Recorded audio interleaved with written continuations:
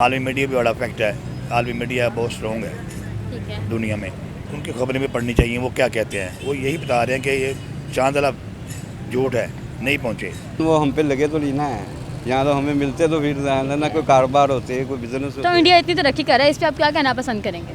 उसकी वजह ये है कि वो अब इंडिया जो है ना अपने तौर पे हर चीज़ बनाता है, उसकी इंडस्ट्री अपनी है, वो बाहर के मुल्कों से इतना कर्जा नहीं लेता है। यहाँ पे ज़्यादातर यही होता है कि जो आएगा वो कहेगा पहले तो मैं सर इंडिया। अस्सलाम वालेकुम नाज़रीन, मैं हूँ आपकी होस्ट बुशा शफीक और आप देख रहे हैं हम आवाज़ी। नाज़रीन, तो जैसे कि आप जानते हैं कि इंडिया अपना चंद्रयान 3 का जो मिशन था उसे कंप्लीट कर चुका है। इसी के बाद इंडियन स्पेस एजेंसी इसरो जो है वो अपना नया मिशन गगनयान लॉन्च करने जा रही है, उसे इसका ट्रायल देने जा रही है। तो इसी पे बात करते हैं हम पाकिस्तानी आवाम से कि वो इसमें अपनी क्या राय देना पसंद करें। अस्सलाम वालेकुम। वालेकुम सलाम। सर क्या नाम है आपका? ख्वाजा मुजाहिद, क्या करते हैं आप? बिजनेस करता हूँ। सर मेरा सवाल आपसे ये है कि इंडिया एक बार पहले चांद पे जा चुका है और अब दूसरी बार वो फिर से स्पेस में जाने की तैयारी में है, तो इस पर आप क्या कहना पसंद करेंगे? लेकिन उसके पहले ही वो फ्लॉप हो गया। फेक न्यूज़ थी कि वो खला में गए हैं, वो झूठा साबित हो गया। उसकी झूठ की एक तारीख है। मैं आपको फॉर एग्जांपल देता हूँ कि अमिताभ बच्चन का एक लगता प्रोग्राम करोड़पति, वो झूठ है। वो इन्होंने खुद ही ओपन किया था। इंडिया की मीडिया ने कहा यह सब फ्रॉड है। ये जानबूझ के इंडिया का इमेज बढ़ाते हैं कि देखो इंडिया में बहुत कुछ है, बड़ा टैलेंट है, बड़ा पैसा है। सर इंडिया में टैलेंट तो है, वैसे ये हम लोग झुटला नहीं सकते इस बात को। टैलेंट है, लेकिन वो वहाँ पर झूठ बहुत है।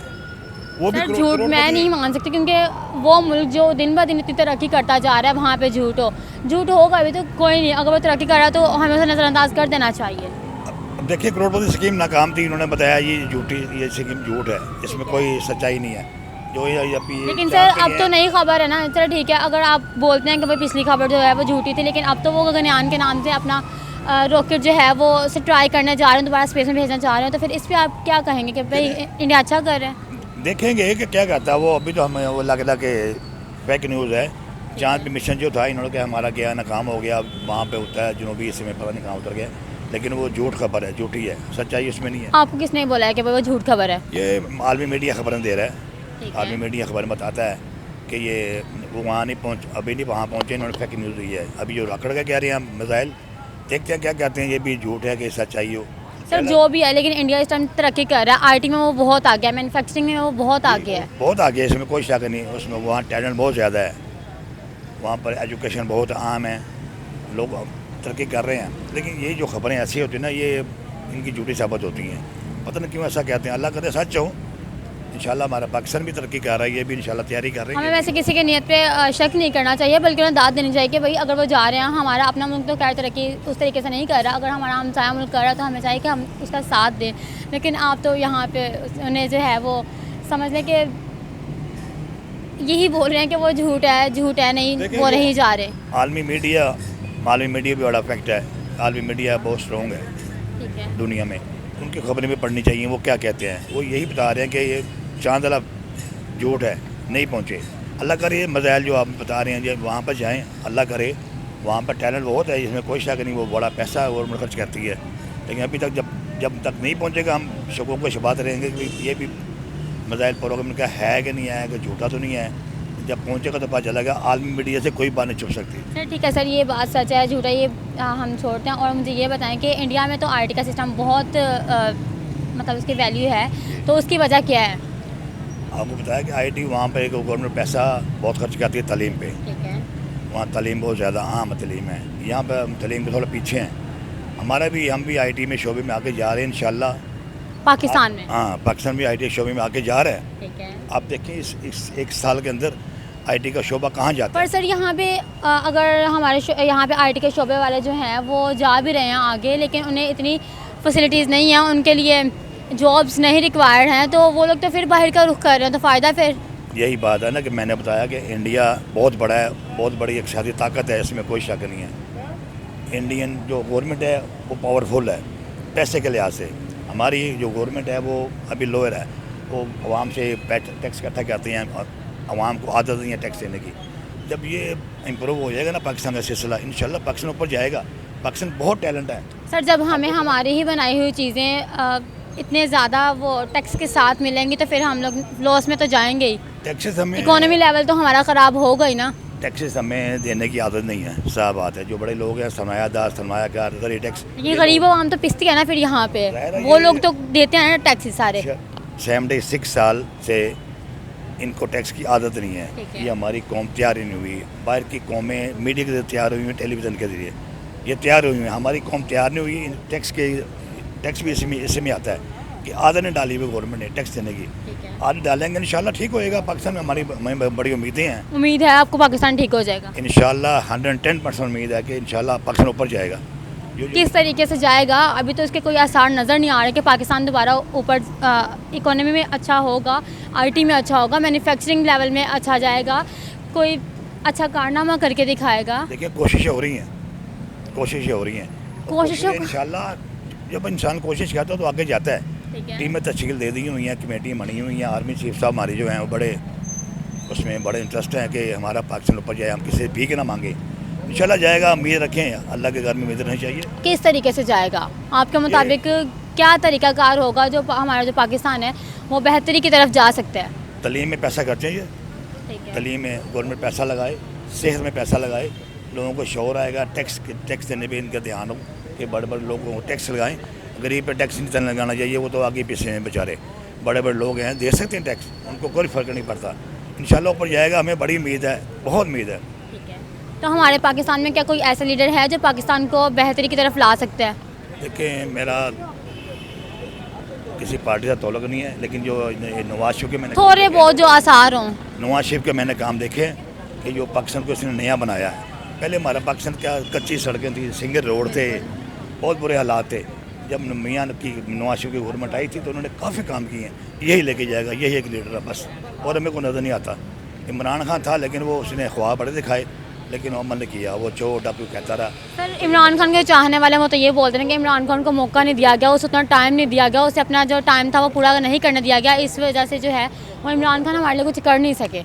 इमरान तो क्या अगर इमरान खान को दोबारा मौका मिले तो वो अपने जो उन्होंने जो हमें ख्याल दिखाए हैं, जो हमें प्लान्स अपने बताए हैं, वो उसे पूरा कर सकेंगे? देखिए उसको 3.5 साल मिले हैं। जितनी मिलिट्री एस्टेब्लिशमेंट इसका साथ थी, जितनी इसको सपोर्ट थी, मेरी भी इतनी होगी। मेरा ख्याल मैंने आज तक नहीं देखा कि 76 ईयर में किसी हुकूमत को सपोर्ट हुई हो। लेकिन 3.5 साल में इसके पास टीम नहीं थी। 4 तो इसने मिनिस्टर तब्दील के ख़जाना के, और फिर ये ख्वाब इसने जो दिखाया है ना, ये बड़ा गलत किया है। उसके तबीह नहीं दी उन्होंने, नौजवानों को बड़ा वो बेवकूफ़ बनाया है। तो अब दोबारा नहीं आएगा वो, जो बेहतर हालात करेगा इंशाल्लाह। मियाँ नवाज शरीफ से बड़ी उम्मीदें हैं। हाँ, कहा जा रहा है कि वो 21 अक्टूबर को आ रहे हैं। हाँ इंशाल्लाह आए जी। मैं कहता हूँ मुल्क को बेहतर करे, उनके पास जादू की छड़ी है, वो हालात बेहतर किस तरह की जादू की छड़ी है उनके पास? वो एक तो वो विजन मैंने पुराने हैं, 1900 मैंने तजुर्बा है उनके तारीख पास। पढ़ी थी, 1930 से उनकी कंपनियाँ हैं, ठीक है। 1930। तो उनको तजुर्बा कारोबार में है, वो काम देख के हालात नज़र आता है ना कि वो इकोनॉमी को ऊपर ले जा सकते हैं, वही है और कोई लीडर नहीं है। ये बात तो है, लेकिन ये है कि वो कोशिश तो कर रहा है, अपने जोर पे कर रहा है। लेकिन सर पाकिस्तान में इतनी बेरोज़गारी, आईटी में इतना पीछे क्यों? ये मुल्क के हालात ऐसे हैं, महंगाई की वजह से, कुछ ये हमारे मुल्क के ऊपर जो कर्जे चढ़े हुए हैं, इनकी वजह से आईटी के सारे तो कारोबार कर्जे भी पीछे तो जा रहे हमारी हैं। वजह से ही हैं। हमारी वजह से नहीं है, हम कौन से लेके- क्यों? ये तो सारे हुक्मरानों ने मिलकर मुल्क का बेड़ा गर्क किया है। नहीं, अगर हुक्मरानों ने लिए हैं तो वो तो फिर हमारे भले के लिए लिए थे।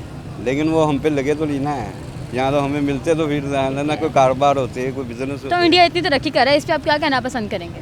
उसकी वजह ये है कि वो अब इंडिया जो है ना अपने तौर पे हर चीज़ बनाता है, उसकी इंडस्ट्री अपनी है, वो बाहर के मुल्कों से इतना कर्जा नहीं लेता है। यहाँ पे ज़्यादातर यही होता है कि जो आएगा वो कहेगा पहले तो मैं। सर इंडिया इतनी तरक्की कर गया है कि उसे ये बोला जा रहा है कि वो अगले वक्तों में जो है वो सुपर पावर तक बन सकता है। बन सकता है क्योंकि उसका अपना निज़ाम है सारा, वो किसी से कर्ज नहीं ले रहा, ना किसी से भी मांगता है, ना किसी बिल्कुल ऐसे ही के। है।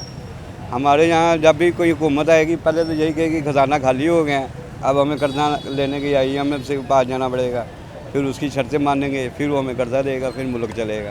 तो हम कामयाबी की तरफ किस तरीके से जा सकते हैं? हम इंडिया का मुकाबला खैर कर तो नहीं सकते, लेकिन मुकाबले में कहीं ना कहीं खड़े हो सकते हैं।